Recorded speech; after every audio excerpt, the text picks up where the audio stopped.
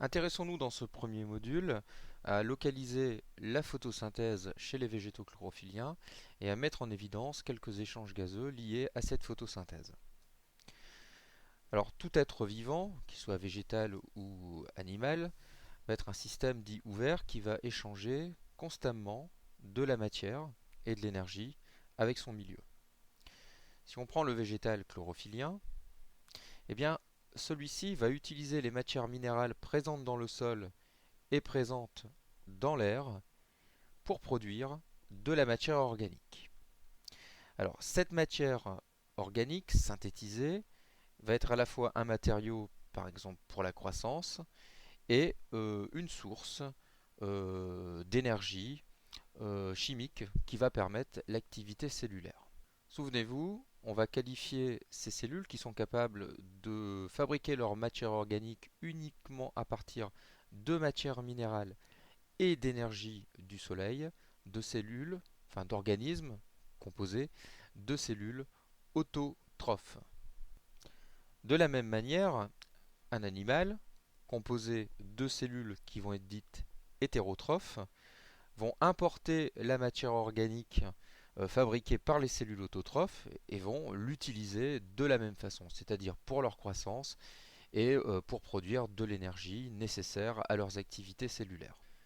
Il existe donc au sein du vivant un flux d'énergie qui trouve toujours son origine dans l'énergie solaire captée par un végétal chlorophylien. Les cellules chlorophylliennes contiennent des organites de couleur verte qu'on appelle les chloroplastes. Alors ces chloroplastes, si on fait un rappel sur l'ultrastructure d'une cellule chlorophyllienne pour voir où ils sont situés, eh bien, ils sont situés dans le cytoplasme de la cellule, ils sont représentés par ces organites ici schématisés en couleur marron. Alors la cellule chlorophyllienne est délimitée par un genre de cadre très solide qu'on appelle la paroi, près de laquelle est accolée la membrane plasmique. Un volume important du cytoplasme est occupé par des structures qu'on appelle, des organites qu'on appelle des vacuoles. On a bien sûr un noyau dans le cytoplasme, siège de l'information génétique, la présence de mitochondries et ces chloroplastes.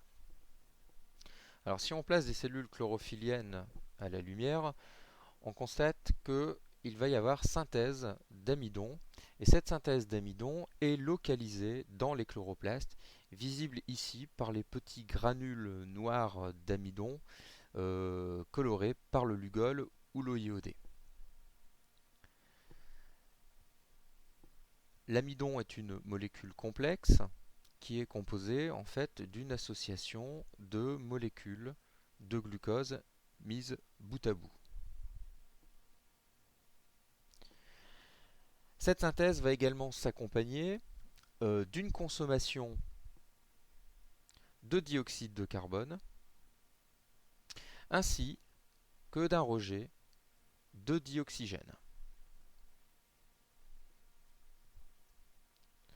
En bilan, on peut donc résumer l'ensemble des processus de la photosynthèse par l'équation suivante.